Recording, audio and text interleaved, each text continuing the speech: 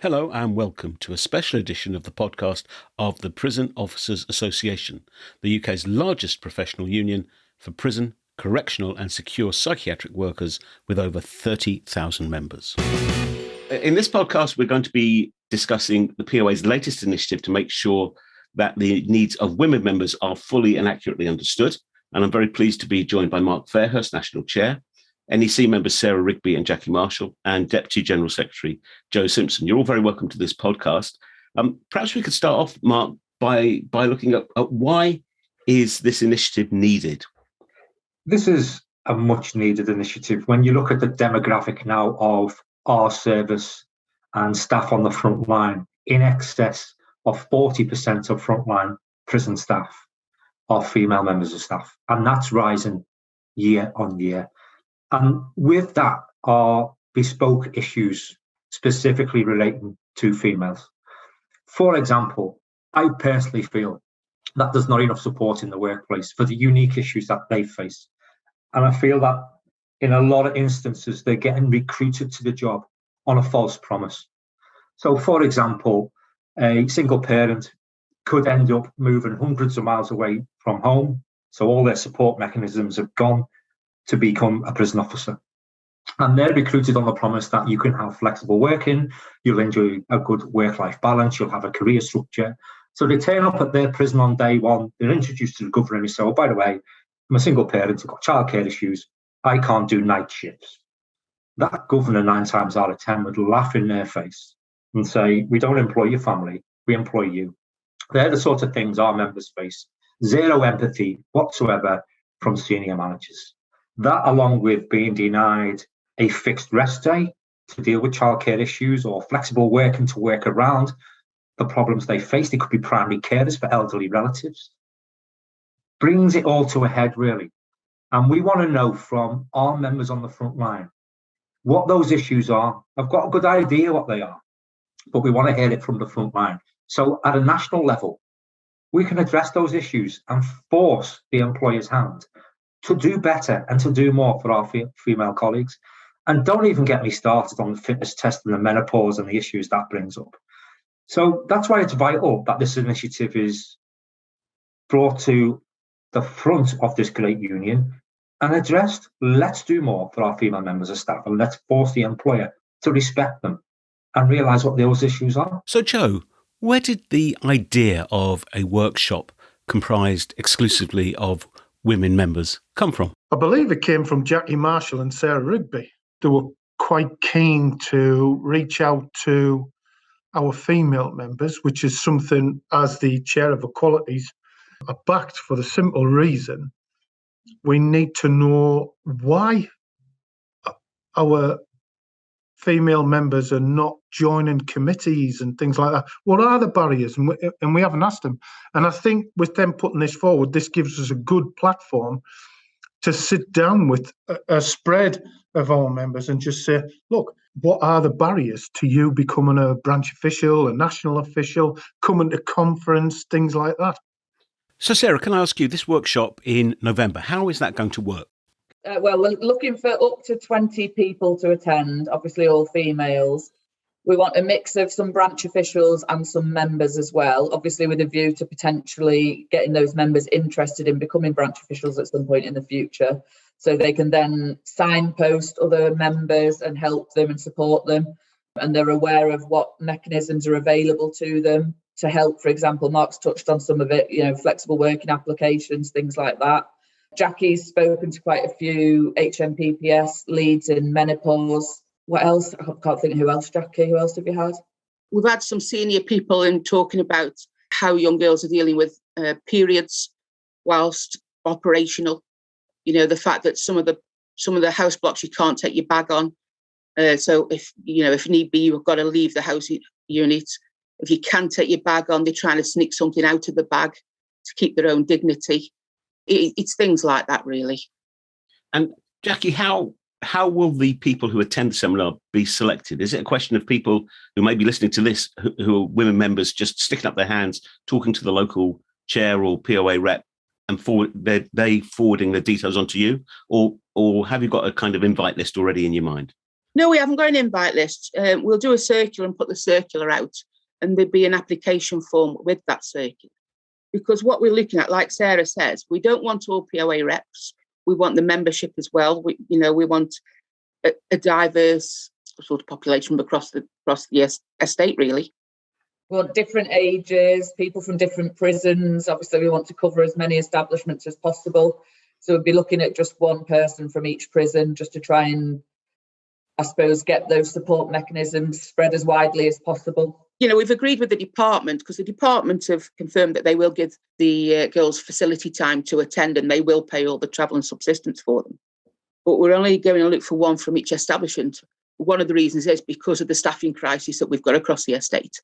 And we don't want to be taking too many people out of one establishment at a time and causing them to have more staffing issues. Mark, the fact that the department have been at least partly supportive of this initiative must be encouraging. But until there is some sort of standard set that all governors have to rely on, it's still going to be an uphill struggle, isn't it? It is encouraging, but I think we've embarrassed them into action, to be fair. I think all the issues that we've highlighted to them that our members experience on the front line has embarrassed them and forced them into this course of action. So it is encouraging, and I hope they do work with us to resolve all these issues. And there's some great examples there Jackie just mentioned. Staff get searched when they're going into work. If you're in the high security estate, you can't take your bag on the wing. So where are these sanitary products coming from if you've got to leave the workplace to access them? It's ridiculous. And it's embarrassing. And we shouldn't be like that in the modern age, in our workplaces. We need to respect everybody. I think a lot of the time the policies are there and they're in place, but the message doesn't translate from the policy writer to establishment level. So if I take flexible working as an example, so many female staff obviously go off on maternity leave to have a baby. On their return, they need to make arrangements for that baby to be cared for example, at a nursery. They have to give dates and days and times to that nursery and say, I need to put my child in with you every Wednesday, for example. So that's all set up and in place. They then come to telling somebody at the prison, I need every Thursday off because that's the day I've got sole childcare. And the prison will, it's just bureaucracy, red tape. So you'll apply to your line manager. In reality, your line manager has no control over that decision. It goes to a workforce planning meeting. All this takes weeks. And in the meantime, that female is sat at home tearing the hair out, thinking, I don't know if I can go back to work or not, because I don't know if I've got anyone to look after my child every Thursday because nobody's giving me an answer. And I've seen that happen with so many female members of staff, and it's just not good enough. Jackie? We have lots of young females now in the job, and those females will be settling down and starting families. So there's nothing at all within the department's policy to cover that time on the front line for those girls who are pregnant. Because obviously once they're pregnant, they can't work face-to-face with prisoners. They need protecting. The employer's got a duty of care. Then they're off on maternity leave. When they come back, if they're still breastfeeding, they can't go on the front line either. But there's nothing to allow governors to cover that time with payment plus or anything else. And it's the way that some of those girls are treated by the male members of staff, because, yes, they are leaving them short. It's something that the employer needs to address, and they just haven't. In terms of making a positive impact, the output from this event in November, there are so many things, so many areas where improvement is possible. Will one of the things you're looking for from the November event be almost like a priority list? What are the most important 2 or 3 things that female members want their union, the POA, to try and achieve? I think we take away a list of issues that are highlighted at that event. So there will be a lot of issues that come to the forefront, but along with our members who attend, we will prioritise what's most important for them, and we will try our best over the next 12 months to get something concrete in place that forces governors to respect our staff on the front line and make sure that they enjoy working in the prison service and stay working in the prison service. This is about respect and decency for our staff, for a change. Our staff are our priority. It's about raising awareness of what the POA can do to help and support them as well. I think a lot of members out there aren't aware of what support we can offer, things that we can access, things that we can make a difference with. So for me, I really would like to see some more female branch officials moving forward, because every conference you look out and it's mainly males, it's mainly male officials. So it'd be really good to get some more women out there representing the female members. Jackie? We also hope that it'll give them a face that they can turn to as well, because no doubt, the branch officials will have possibly seen me and Sarah about, at conference and that. But our members may not necessarily know that, if they have got something that's really personal, that there are females that they can turn to and discuss the issues with. Because a lot of our branch committees haven't got females on the committee. So, if it is really personal, then they can turn to Sarah and I to discuss those issues. Do you think the event in November will be a one-off, or is it the start of a much wider or longer-lasting campaign? I can see it becoming an annual event. I couldn't see it happening more than once a year for the simple reason it does come down to cost. Listen, I would love to do it, but I know that the NEC have area meetings, so there's nothing wrong with the National Executive Committee saying to the branches that attend their area meetings, look, can you bring a couple of our female members along to see what the work is, and we can ask them questions. So, yeah, I can see it springboarding onto two other things, yeah. And do you think that once we've been round a cycle of this work to engage women members and trying to get women members to be more active, it's an approach that could be used more widely within the union for, say, young members or BME members? Absolutely. I mean, we need to engage with all our members, and this could be a way of doing it. I'm very keen to start and get the young members section, for want of a better word, up and running, because we are sadly lacking in that, but we do have a lot of young members. So I think that would be a good thing. And that goes along with BME, LGBT, because we're sadly lacking there, and we need to boost our visibility to those members as well. Jackie, Sarah, Joe, thank you very much indeed. Mark, last word to you. What's the bottom line in all this?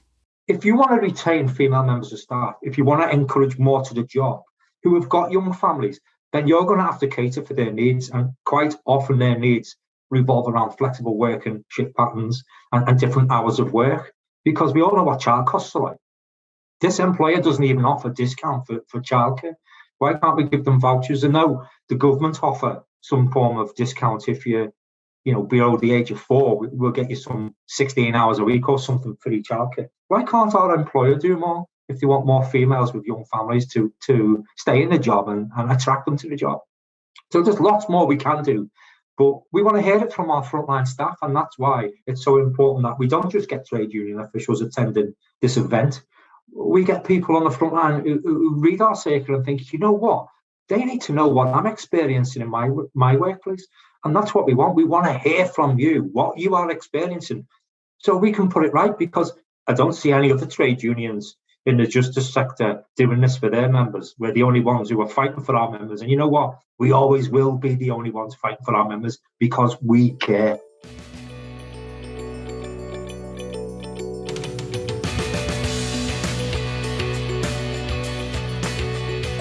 Visit poauk.org.uk